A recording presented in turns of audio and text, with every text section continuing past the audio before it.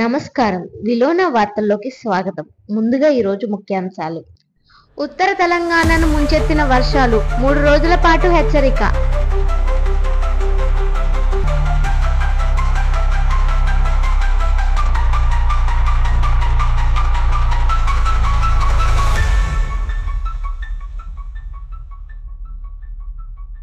ఉత్తర ఆంధ్రప్రదేశ్ జిల్లాలో భారీ వర్షాలు, పలు రహదారులు దెబ్బతిన్నాయి. 10 జిల్లాలకు రెడ్ అలర్ట్.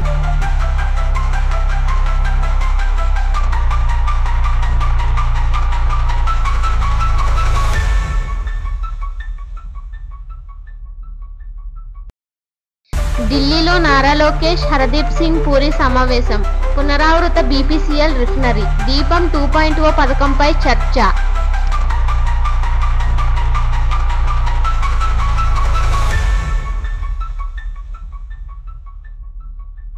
దేశంలో ఉపరాష్ట్రపతి ఎన్నికలపై రాజకీయం వేడెక్కుతోంది.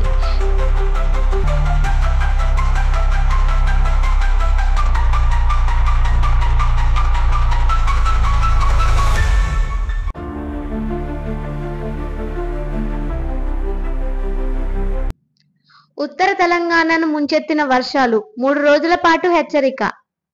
ఉత్తర మధ్య తెలంగాణ జిల్లాల్లో ఈరోజు ఉదయం నుంచి భారీ వర్షాలు కురుస్తున్నాయి. ప్రత్యేకంగా ములుగు, భద్రాద్రి కొత్తగూడెం, మహబూబాబాద్ జిల్లాలకు ఐఎండీ రెడ్ అలర్ట్ ప్రకటించింది. గత 24 గంటల్లో కొన్ని చోట్ల 20 సెంటీమీటర్లకు పైగా వర్షపాతం నమోదైనట్లు సమాచారం. అదే సమయంలో ఆదిలాబాద్ జిల్లాలో రహదారులు దెబ్బతిన్నాయి, పంటలు నీట మునిగాయి. వర్షాల కారణంగా అనేక గ్రామాలు రవాణా సదుపాయాలు లేక ప్రజలు ఇబ్బందులు ఎదుర్కొన్నారు. నదులు ఉప్పొంగి ప్రవహిస్తుండగా రహదారులు, పంట పొలాలు తీవ్రంగా నష్టపోయాయి.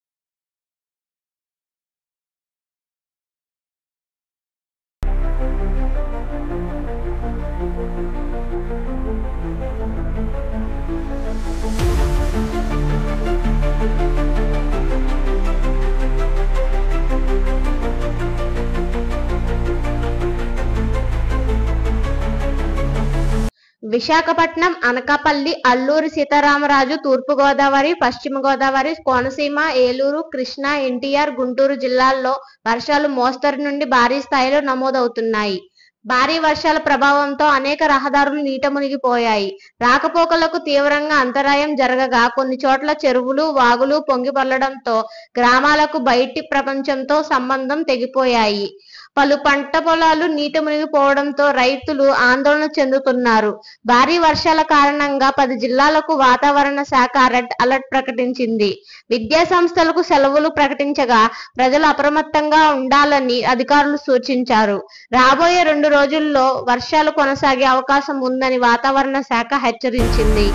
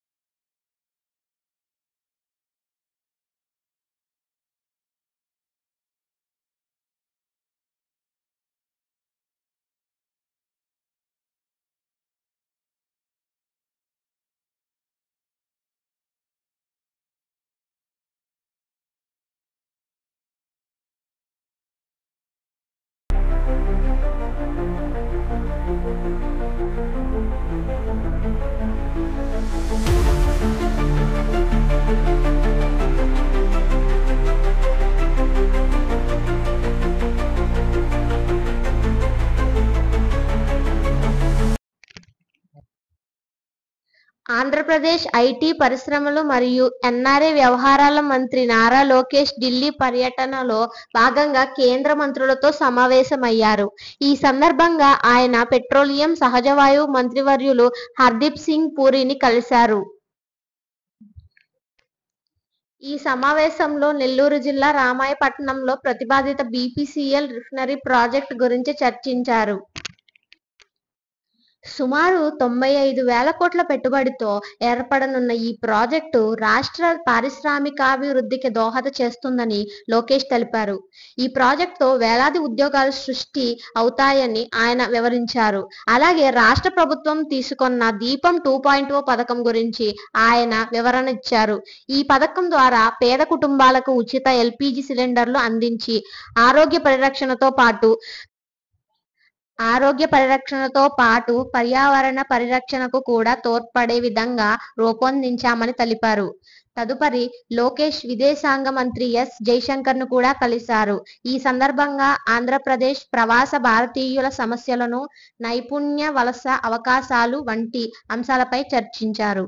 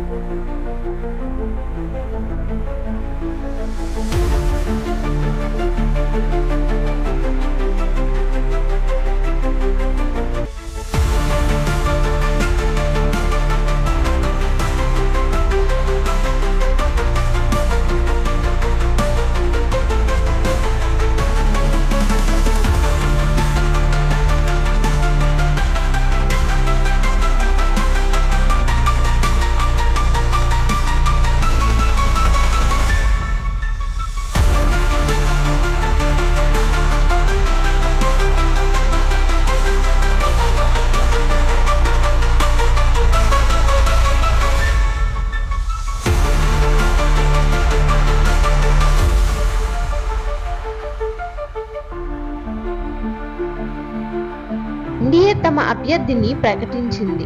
మరోవైపు ఇండియా కూటమి మాత్రం వ్యూహాచరణలో బిజీగా ఉంది. ఎవరు పోటీకి వస్తారు, ఎవరు వెనక్కి తగ్గుతారు, ఈ రాజకీయ సమీక్షపై ప్రధాన పోటీ నెలకొంది. ఎన్డీఏ ఇప్పటికే తమ అభ్యర్థి పేరును ప్రకటించింది. తమిళనాడుకు చెందిన సీనియర్ నేత, ప్రస్తుత మహారాష్ట్ర గవర్నర్ సిపి రాధాకృష్ణన్ను ఎన్డీఏ అభ్యర్థిగా నిలబెట్టింది. ఆయనకు ఆర్ఎస్ఎస్, బీజేపీలో మంచి అనుభవం ఉంది. రాష్ట్రపతి భవన్లో ఆయన నామినేషన్ దాఖలు చేసేందుకు ఏర్పాట్లు జరుగుతున్నాయి. అయితే మరోవైపు ఇండియా కూటమిలో మాత్రం ఇంకా ఏకాభిప్రాయానికి రాలేదు. కాంగ్రెస్, డీఎంకే, ఏఏపీ సహా పలు పార్టీలు సమావేశంపై వ్యూహరచన చేస్తున్నారు.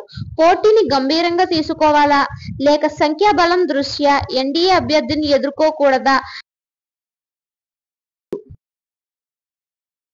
ప్రస్తుతం పార్లమెంట్లో ఎన్డీఏకి స్పష్టమైన మెజారిటీ ఉంది కాబట్టి ఇండియా అభ్యర్థి గెలిచే అవకాశం తక్కువ. అయినా సరే ఎన్నికల్లో బల ప్రదర్శన చేయాలా, లేక రాజీ చూపించాలా అన్నది ఇండియా కూటమికి పెద్ద పరీక్షగా మారింది. ఉపరాష్ట్రపతి ఎన్నిక కేవలం ఒక పదవికి మాత్రమే కాదు, భవిష్యత్ రాజకీయాలకు కూడా సూచకగా భావిస్తున్నారు. 2029 సాధారణ ఎన్నికలకు ముందే ఎన్డీఏ బలాన్ని చూపించాలనుకుంటోంది. అదే సమయంలో ఇండియా కూటమి ఐక్యతను ప్రదర్శించాలనుకుంటోంది. రాజకీయ విశ్లేషకుల ప్రకారం ఎన్డీఏ గెలుపు ఖాయం అని చెబుతున్నారు. కానీ ఇండియా కూటమి ఒక బలమైన అభ్యర్థిని నిలబెట్టినట్లయితే అది పోరాట స్ఫూర్తిని పెంచుతుందని, 2029కి ముందే కూటమిలో ఏకాభిప్రాయం ఎంతవరకు ఉందో చూపుతోందని అన్నారు. మరోవైపు అభ్యర్థిని నిలపకపోతే ఇండియా కూటమి బలహీనంగా కనిపించే ప్రమాదం ఉందని హెచ్చరిస్తున్నారు. మొత్తం మీద ఉపరాష్ట్రపతి ఎన్నికలతో రాజకీయ రంగం మళ్లీ వేడెక్కింది.